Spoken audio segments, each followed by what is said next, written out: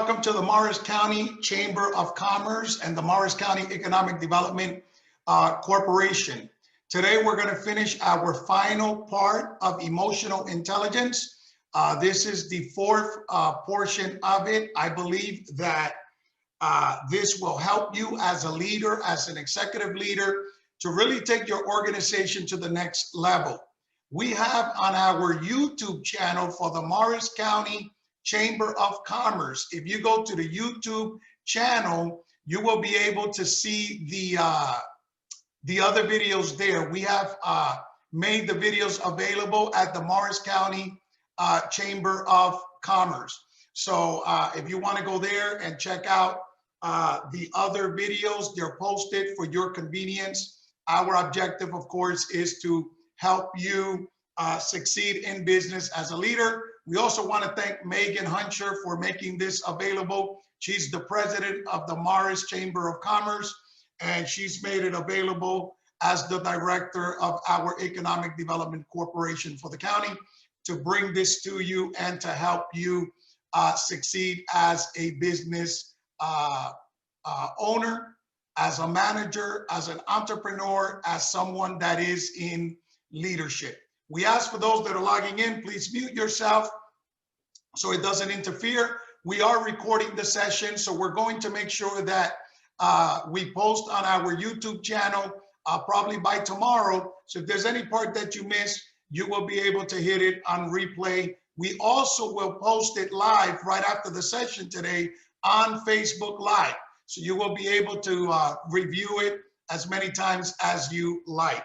Well, emotional intelligence. On the first portion, we covered the 5 basic areas of emotional intelligence: self-awareness, self-regulation, motivation, empathy, social skills.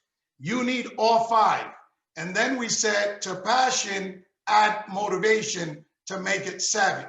So motivation not only in your work, but motivation in your passion. But today we're going to focus on 2 that are essential. People usually ask me as a manager, how do I deal with self-awareness and self-regulation, which seem to be 2 of the most important because it deals with the leader himself and it deals with the leader's style of managing people. Also, we covered last week 10 ways to increase your emotional intelligence, and we gave you 10 steps that will help you to increase in EQ. Sometimes IQ is not the problem. The biggest issue is EQ. But today, we're going to go straight into the PowerPoint.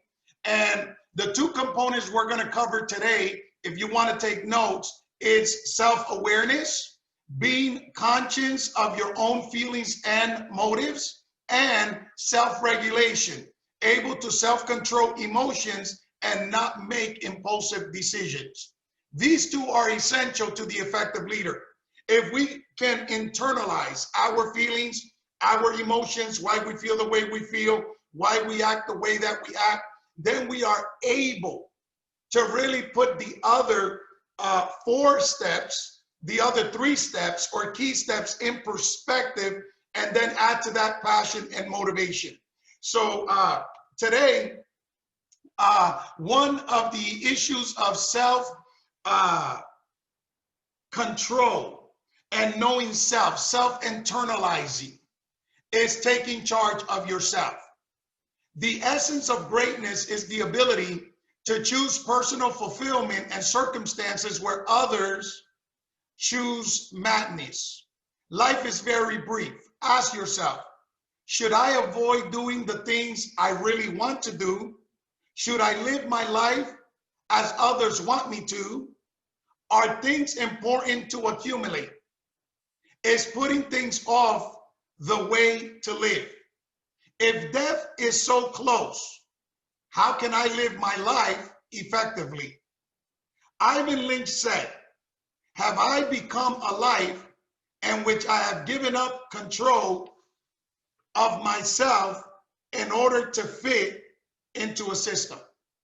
Self-awareness is going to take us looking internally And the first question that we need to ask ourselves is this: am I happy with what I am doing? And have I chosen this life for me? Or am I living what is expected of me? There's a difference. See, when you get into a leadership position, it is imperative that you lead from a position of love, that you lead from a position of empathy, that you lead from a position of knowing internally who you are and why you're doing what you're doing. So it's time to renew your thinking. It is safer to hang on to a learned response, even if it is self-destructive.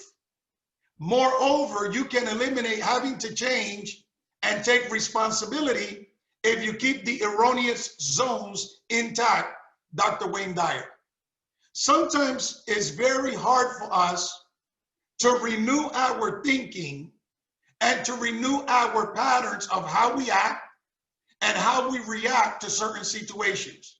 In self-regulation, you want to get to the place of knowing who you are and why you do what you do without blaming others or putting your happiness or putting your self-awareness or your sense of self-fulfillment in somebody else's head. What is an erroneous zone? Efforts of living in a moment other than the present one. Some people are so focused on the past that they can't move into the present. Some are so far into the future, the present is just being wasted. Make a choice to live in the present moment. Why am I choosing to feel how I feel at this moment? Why am I choosing to be happy, to be upset, to be stressed, to be angry, etc., etc., etc.? In other words, I am responsible for the way I feel. Let me tell you, one of the areas that is really affecting leaders today is you're living in your past. Some are just living in their past successes, especially in the point of COVID that everything changed. The way we used to do business, the way we used to react to certain situations. Everything has changed because we're working from home. So now we have to find new innovative ways. We have to kind of rediscover ourselves and even rediscover our leadership style. How am I going to lead people remotely? How am I going to lead when I'm not really in the office? But now I have people that still depend on me, and there's still a requirement for me to produce. There's still a requirement for me to generate revenue. There's still a requirement for me to understand what people are going through in this season of COVID.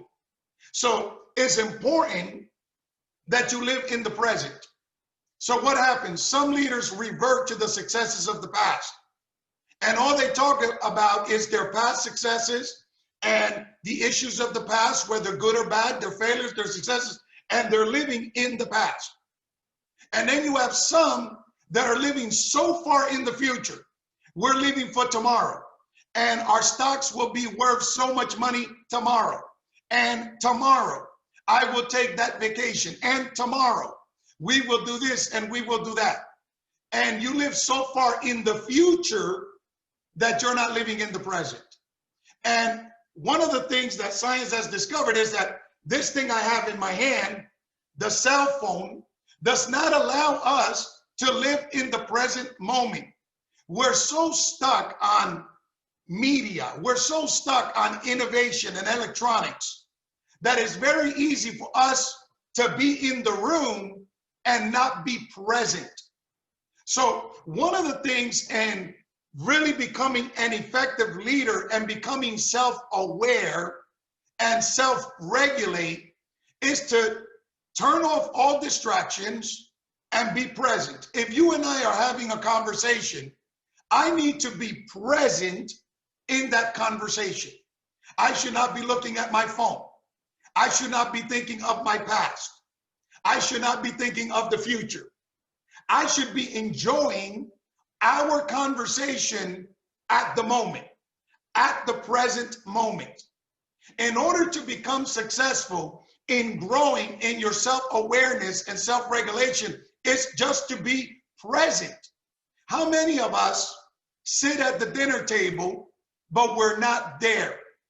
How many of us are having conversations and we're not engaged in the conversation? We're not present. So it's important. What is an erroneous zone?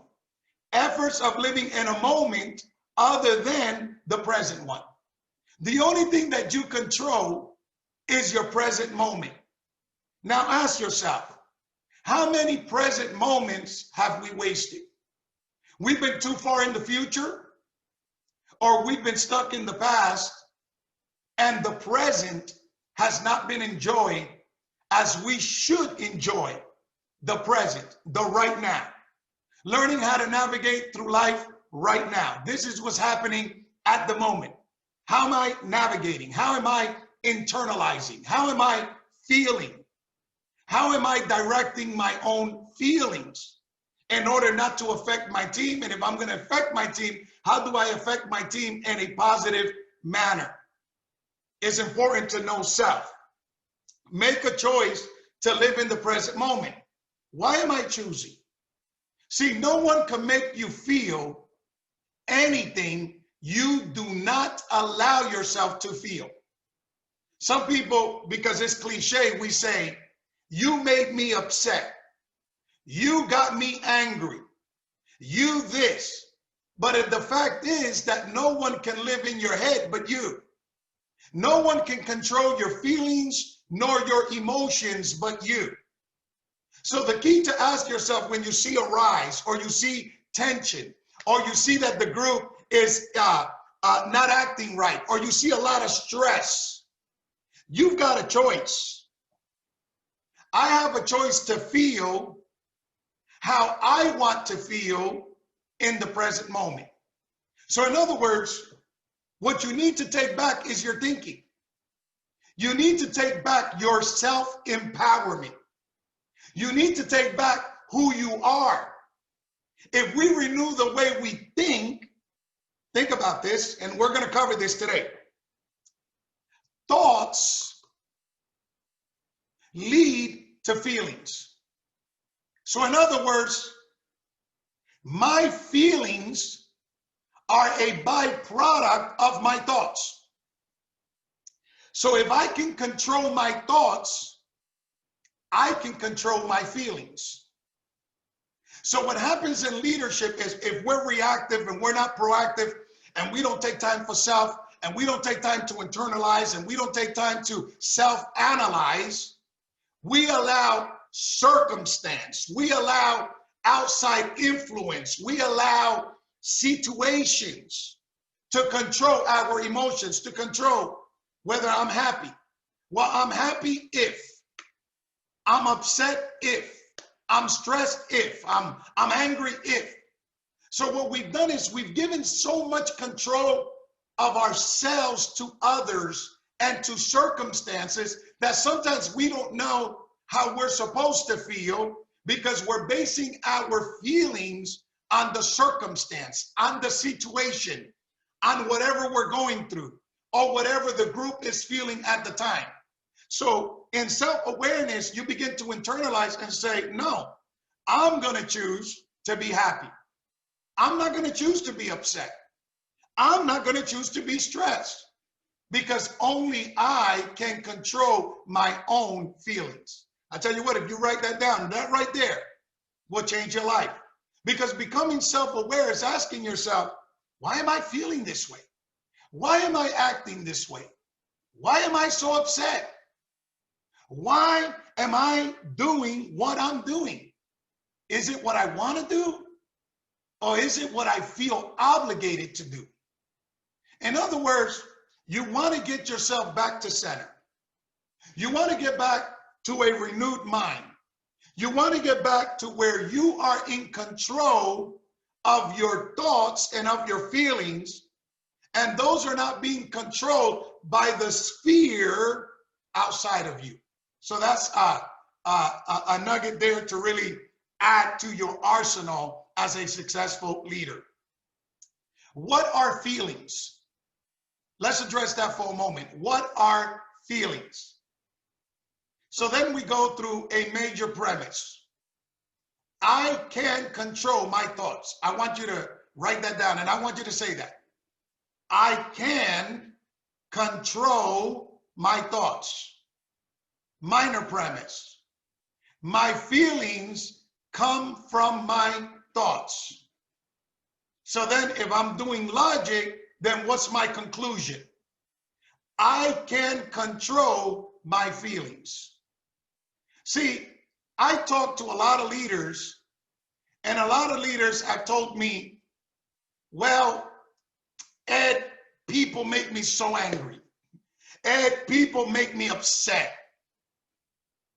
But what are feelings? Feelings are the byproduct of your thoughts. So what are your thoughts? What's going on in your head right now?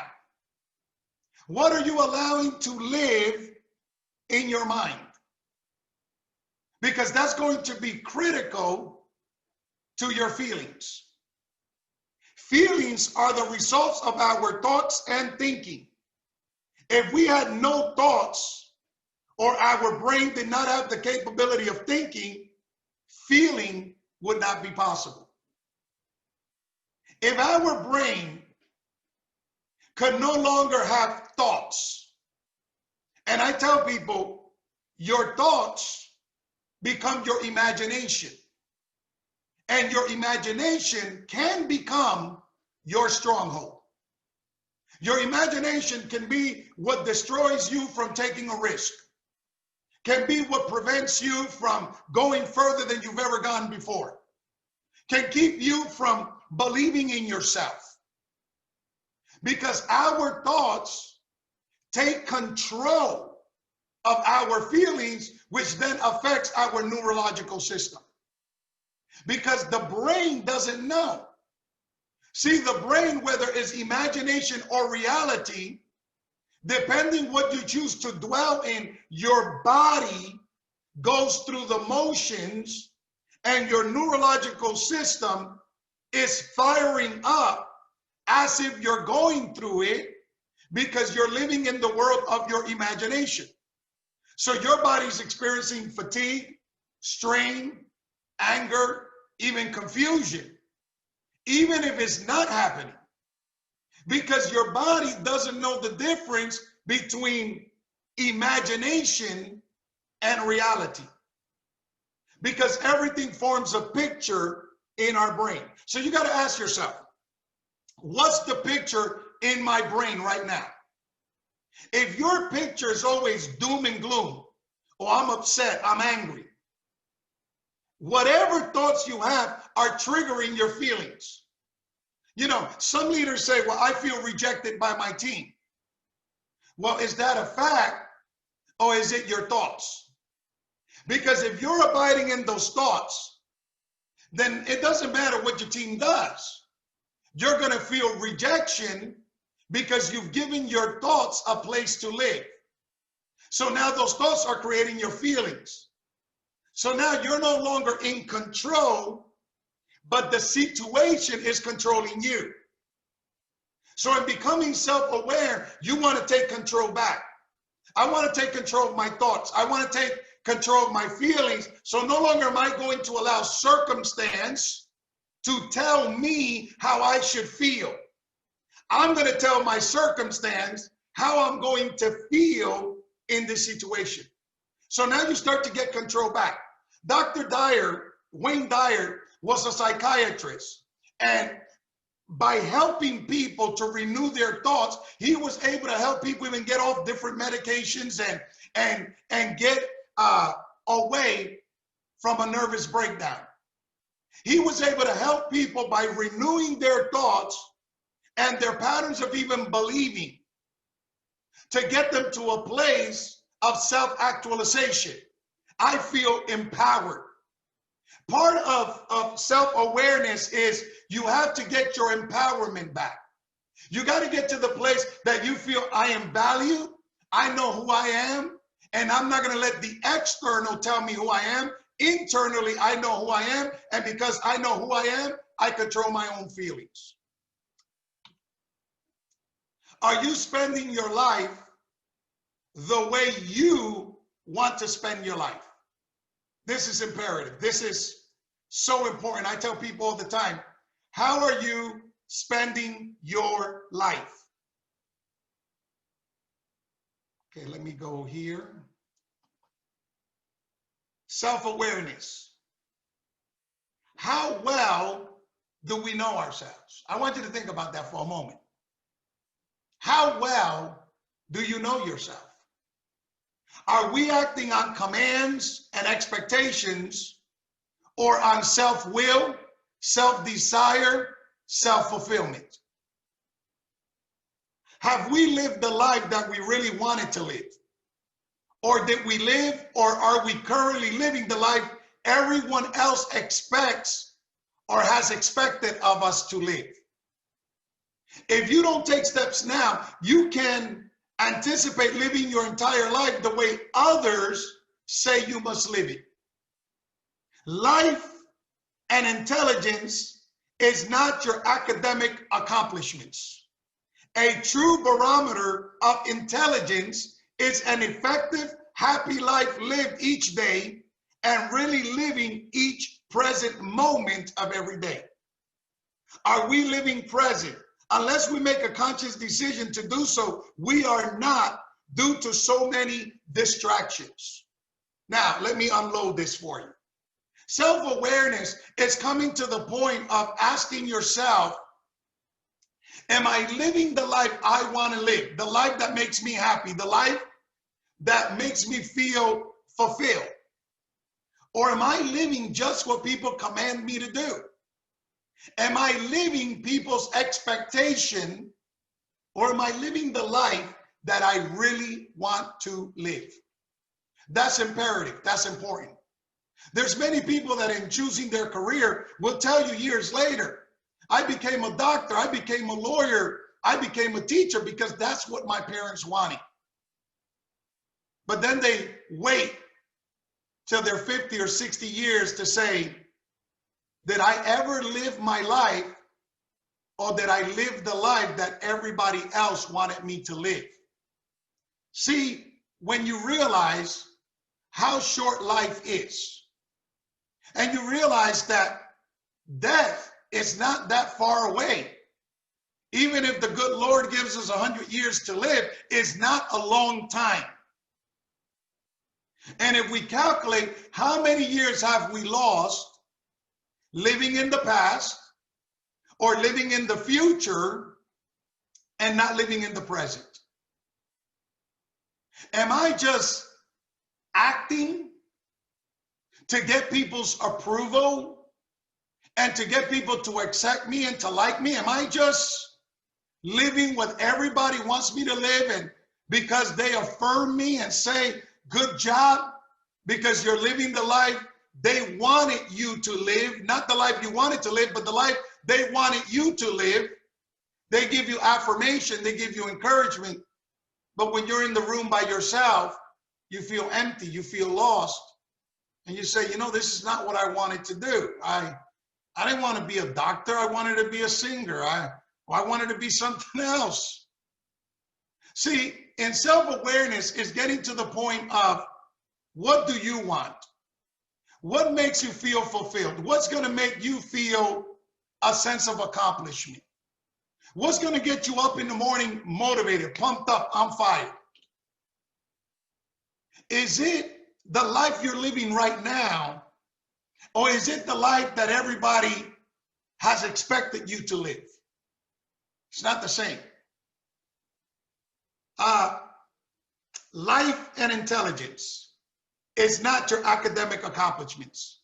I love when Dr. Wayne Dyer put this down, because sometimes we think that intelligence is academics. Man, your wisdom in biology and chemistry and algebra and trig and my goodness. See, and society gives a lot of accolades to academics, IQ. But people lack EQ, that sense of accomplishment, that sense of success, internal success. A true barometer of intelligence is not your IQ, but how effective your life has been in you being happy that you're living the life that you choose to live and that you're living in the present moment. You know, as an executive coach, I've spoken to many people that will not take a vacation. You know, they work and work and work. And then they say to me, well, Ed, there'll be time for vacations when I retire. And retirement age comes. They've sacrificed so much living in the future, living for retirement, living for that future. Now, I don't say don't plan. Yes, plan, but they live so much in the future that they did not live in the present. And then they retire. And a month later, we get the news. They passed away. My friend, how much did they really live? They never lived in the present. They lived for retirement age. But while they had life, while they had breath, while they had energy, they didn't live in the present. They lived for some type of future somewhere that we don't know if that future is going to come. So I'm here to tell you that intelligence is, yes, you plan. Not telling you don't plan, but I live in the present. I'm going to enjoy my life while I have health right now. I'm going to enjoy my life. I'm going to enjoy.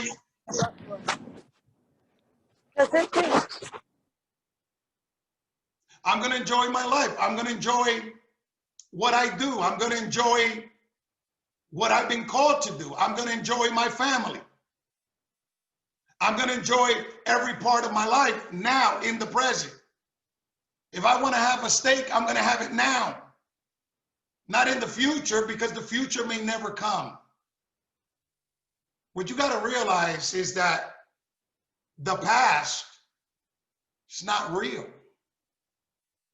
Where does the past exist? Be honest with me. Take a moment. Think about that. Where does your past exist? Is it written somewhere? Can I go and see it?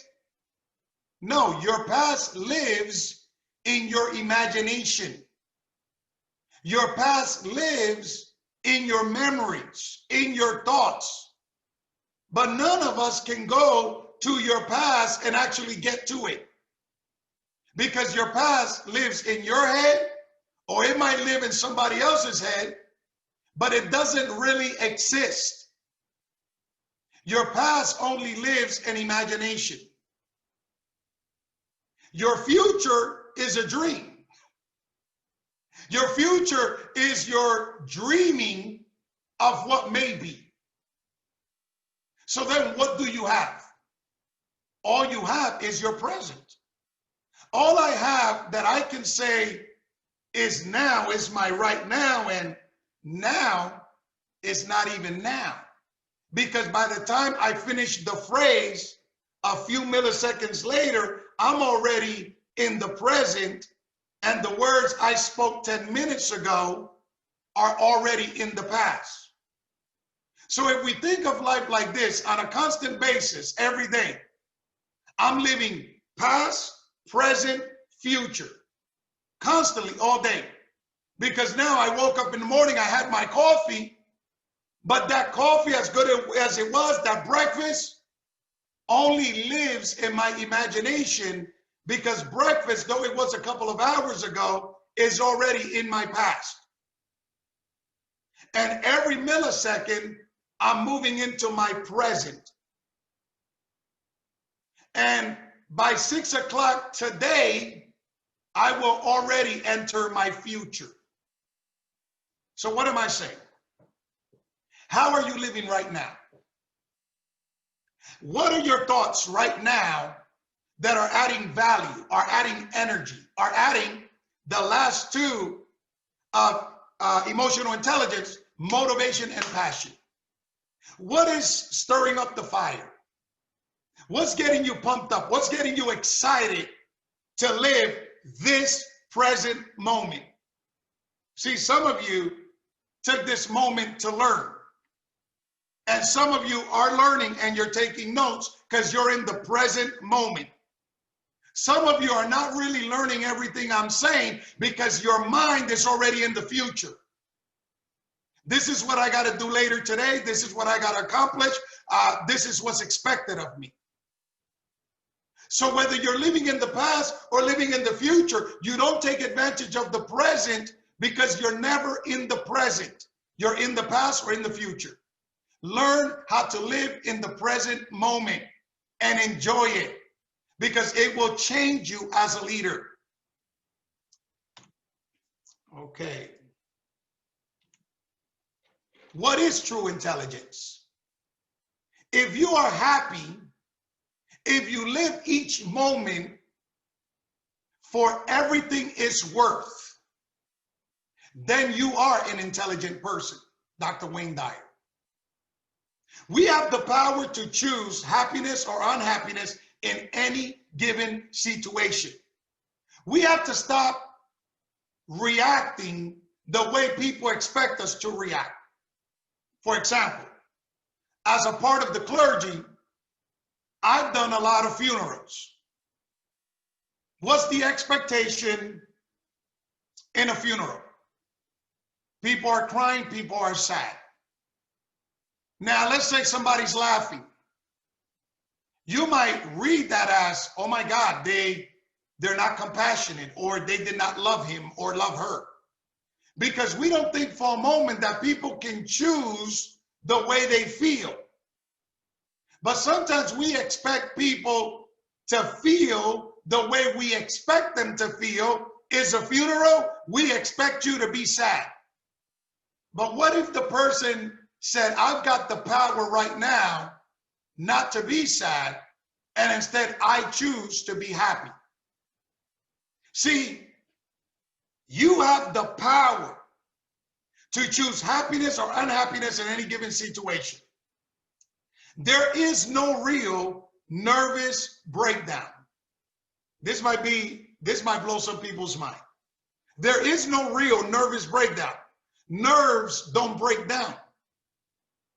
If you take a body that's died and they say he died from a heart attack and a nervous breakdown, if you open that body, you will not find a broken nerve because nerves don't break down. Intelligent people do not have nervous breakdowns because they are in charge of themselves. See, in self-actualization, in self-awareness, you start to take charge of yourself. They know how to choose happiness over depression because they know how to deal with the problems in their lives. Notice Dr. Dyer did not say solve all the problems. Rather than measuring their intelligence on their ability to solve the problem, they measure it on their capacity for maintaining themselves as happy and worthy, whether the problem gets resolved or not. How do you choose to feel in times that are turbulent? I want you to think about that. You know, in times of great stress, how do you choose to feel? And I hope that you're not feeling the way people expect you to feel, but that you are choosing how you want to feel or how you need to feel.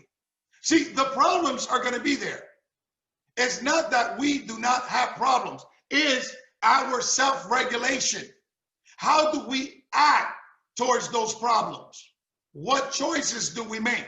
Do I make the choice, I'm going to be depressed, I'm going to be angry, I'm going to blow up? Or do I make the choice, I'm going to calm down and be happy? And I'm going to resolve this and everything is going to be all right. But I'm not going to react. I'm going to be proactive and I'm going to make sure that I balance myself out. Something to think about. We all deal with disagreements. We all deal with conflicts. We all deal with compromises. These are a part of what it means to be human. Similarly, money, growing old, sickness, deaths, natural disasters, and accidents are all events which present problems to virtually all human beings. Some people are able to make it because they avoid immobilizing dejection and unhappiness despite such occurrences, while others collapse, become inert to have a nervous breakdown. Those who recognize problems as a human condition and don't measure happiness by an absence of problems are the most intelligent kind of human beings we know. Also the most rare. See, problems are going to come, but I'm going to choose how I feel. In other words, you're taking your authority back. You're taking your self-awareness back. You're controlling your thoughts, which dictate your feelings. So now you're not reacting or acting as others expect you, but you are internalizing and you're making choices. I'm going to renew my mind. I'm going to renew my thoughts. I'm going to process this. And I'm going to choose the way I'm going to feel. It's not that the problem is not there. But think about it. How many times we get hyped up, stressed out, get our heart beating at 1,000 miles per hour, and yet resolve absolutely nothing. You got yourself nervous. You got yourself in a fight. You got yourself almost in an accident. You got yourself where your nerves went all over the place. And then let me ask you, what did any of that resolve for you? See, we got to come back to the place of knowing that feelings come from our thoughts. And if we could change our thoughts, we can change our feelings, because our feelings get to the heart. And what we have oftentimes is we create our own heart condition because of uncontrolled feelings, because of uncontrolled thoughts that have become imaginations that have now become our stronghold. So it's very important. How strong is your mind? You're a leader. You're leading people. You're leading your family. You got to get up in the morning. You got to run a business. You still got to take care of your family. You got to take care of your children. There's a lot of responsibilities on you. So my question is not that none of that is real. All that is very real. How do you internalize that? How are you dealing with it? Are you the kind of person that yells and screams all day, get yourself stressed out, and at the end, I want you to be honest. With all that, what did you resolve? You screamed, you yelled, you fought, you threw stuff, you punched the wall, you did all that. Now be honest, what did you resolve with that? Probably nothing, because if you did a hole on the wall, now you got to pay to get it fixed. See what I'm saying? In other words, start internalizing. Start controlling your emotions. Start controlling your feelings, because our being reactive usually causes more damage to the organization, to our family, and to those around us, causes more problems than if we were proactive and learn how to internalize and learn self-awareness and self-regulation and know how to direct those energies in a positive way.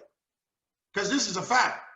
You got mad, you screamed, you yelled, you broke the wall, you got yourself in an accident. And the fact is this, that what initially stirred you up is still unresolved. And you're still gonna have to resolve that got you so angry. You still gotta deal with that. Plus all the other stuff you added on because of a lack of emotional intelligence, self-awareness, and self-regulation. So now I added to my stress, because to a problem that was one problem, by me being reactive instead of proactive, I've added now another 3-4 levels to it. So now I make my condition worse. Life didn't make my condition worse. I made it worse by how I choose to react. Taking charge of yourself, wow, taking charge of yourself will require a whole new thinking process.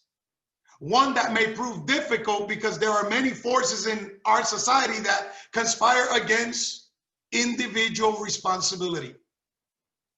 You must trust in your own ability to feel emotionally whatever you choose to feel at any time in your life. You are responsible for the way you feel. Stop allowing others or circumstances to make you feel how you feel. You're giving away too much power. Stop giving circumstances or stop giving people so much power to control how you feel. That is way too much control to give to other external forces and to people. Erroneous beliefs. We have grown up believing you can't control your own emotions. That anger, fear, and hate, as well as love, ecstasy, and joy are things that happen to you. I want you to think about that. I want you to look at the PowerPoint right here. That all these things happen to us. An individual doesn't control these things, he accepts them. I want you to think about that. All these different emotions are not happening to you. All these emotions is what you are accepting. If you don't accept them, they don't happen. So you got to ask yourself, what emotions am I accepting in my life? What is it that I am accepting? See, because we've grown to believe that it happens to us. You make me mad. You get me upset. You made me angry. You make me happy. But that's a lie. Because no one can control your emotions but you. Your emotions become what you accept those emotions to be. When sorrowful events occur, you just naturally feel sorrow and hope that some happy events will come along so that you can feel good very soon. See, instead of taking control and saying, I'm going to feel good right now. I'm going to renew my mind. I'm going to be happy. I'm making a choice to be happy. I'm going to make a choice to be positive. We leave it to time. We leave something so crucial to circumstance. Well, maybe a day will come when I will be happy again. Maybe someone will come and make me happy. Maybe someone will come and bless me. How about you bless yourself? How about you make a choice to say, today I'm going to be happy. Today I'm going to take a hold of my thoughts, and my thoughts are going to convert my feelings, and my feelings are going to be exciting, and my feelings are going to be positive. I'm not going to let circumstance control me. I'm going to control my circumstance. Feelings are not just emotions that happen to you. Feelings are reactions you choose to have. See, my friend, feelings, this is the thing with feelings. Feelings is not something that is occurring to me. Feelings is my reactions that I choose to have. So I choose to be angry. See, until you take responsibility as a leader for your feelings, for your emotions, for your actions and reactions, then you're always going to blame it on some external force. Somewhere in the universe, some external force is doing things to me. No, you got to take those feelings and say, wait a minute, I'm reacting. I'm choosing to react with anger. I'm choosing to be happy. I'm the one in control. If you are in charge of your own emotions, you don't have to choose self-defeating reactions. If your emotions are internalized, if your emotions are inside of you, then you don't have to choose self-defeating reactions. Once you learn that you can feel what you choose to feel, you will be on the road to intelligence. See, intelligence is not IQ. Intelligence is knowing how to internalize your feelings and knowing how not to be reactive but be proactive, and learning how to control those feelings and those emotions and figure that I'm going to react how I want to react, and I'm not going to let external forces, people, or circumstances to control me or to manipulate me.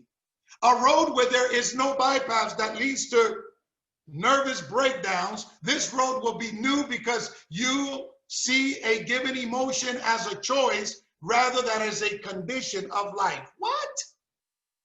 The road will be new because you'll see a given emotion as a choice rather than as a condition of life. See, we think that our emotions is just what life throws at us, and it's just a part of life. It's a condition of life. No, when you learn that your emotions are a choice and you learn to be self-aware and self-regulate, then you start to take your power back. You start to take empowerment back. This is the very heart and soul of personal freedom. See, a lot of people say, well, Ed, how do I grow in emotional intelligence? Well, do you want to be free? See, the question is, how free do you want to be? See, if you're tied up to what people think and to what people want and to feeling the way people want you to feel and to acting the way people want you to act, then you've lost yourself already. You're never going to be you. You're never going to get personal freedom because you're afraid to do what you love to do because somebody's going to talk or somebody's going to get offended or somebody's not going to like you. You have to get to the point of, look, I'm okay with it. This is the way I feel. I'm going to make myself happy and I'm going to internalize and I'm going to react the way I want to react, and I'm not going to react the way people expect me to react. You know, I remember one time, funny story. You know, as a member of the clergy, I do funerals. And, you know, in this particular family, it was expected that if you were going through a funeral, then the key family members had to faint. They had to. They had to faint. Now, me as a new member of the clergy, of course, I didn't know. You know, I don't know. I'm not used to this. So I remember we go outside and one of the ladies literally told the ushers, get me a chair. So I'm looking, now think about this. I'm a new member of the clergy. I'm not used to doing funerals like this. And she literally is telling the ushers, get me a chair. And then one of the guys asked, well, why do you want me to get a chair? She says, because I'm going to faint. And make sure you catch me. So I said, wait a minute. It confused me. Because I said, isn't it fainting like it just comes on you and you faint because it's a sudden thing? But she's literally telling them, put a chair behind me because I need to faint now. In other words, she was acting to the beat of the expectation of the people that if they were part of the family, then the key family members, because of their sorrow and because of their pain, had to faint. How many of us act the way we act, not because we really feel it, but because it's the expectation of the crowd or the expectation of those around us? It could be happiness. How many of us act happy when we're really not happy? How many of us act, I enjoyed it, when in reality, I didn't really enjoy it? In other words, we don't know how to be truthful. We've been in a world of acting for so long that we're acting our years away to please somebody somewhere and have not really lived our lives the way we should live them and the way we should enjoy it and the way we should be truthful. And the way we get personal freedom is by being truthful to our thoughts, which contribute to our feelings, to our emotions. It's so important that you love everybody, but that you also be who God created you to be. Self-empowerment. You have the power to think whatever you choose to allow into your head. If something pops into your head, you choose to put it there, though you may not know why. You still have the power to make it go away. And therefore, you still control your mental world. You alone control what enters your head as a thought. If you don't believe this, answer this question. If you don't control your thoughts, who does? Is it your spouse? Is it your boss? Is it your mama? And if they control what you think, then the problem is easy. Send them off for therapy and you will instantly be free. And you will instantly be better. But you really know otherwise. You know they don't control your thoughts. You do. But this is the problem. Though we know it, we still let external forces control our thoughts and control our feelings. You and only you can control your thinking apparatus. Your thoughts are your own, uniquely yours to keep, change, share, or contemplate. No one else can get inside your head and have your thoughts like only you can experience them. You do indeed control your thoughts, and your brain is your own to use only as you alone determine to use it. Your happiness cannot be in somebody else's head. Your happiness cannot be, will somebody else choose my happiness? No, you choose your happiness. Respect others, but do what you love. Do what you appreciate. Do what you know makes you happy, what makes you empowered, what makes you a better you, a better person to serve and to honor and to be a blessing to your spouse and to your children. But you got to be you. So many times we learn to pretend that we never get to the place of self-awareness, self-regulation. We never get to the place of self-actualization because all we've done is live the expectation of someone else. We've lived what somebody else wanted us to live, and we've never lived what we were called to live. Key learning points. Every feeling that you have was preceded by a thought. And without a brain, you can have no feelings. Dr. Wayne Dyer. If you control your thoughts and your feelings come from your thoughts, then you are capable of controlling your own feelings. And you control your feelings by working on the thoughts that preceded them. Simply put, you believe that the things or people make you unhappy. But this is not accurate. You make yourself unhappy because of the thoughts that you have about the people or the things in your life. Become a free and healthy person involves learning to think differently. Once you change your thoughts, your new feelings will begin to emerge, and you will have taken the first steps on the road to personal freedom. Keys to emotional intelligence and leadership success. If you just could take some of this today, just some of it, and apply it to your life, it will change your life forever. How have I become a successful leader? I've learned to be myself. Number one, a change of mind. You know, being in the clergy, being a leader, being in the army, I learned that power comes through the control of my mind, control of my thoughts.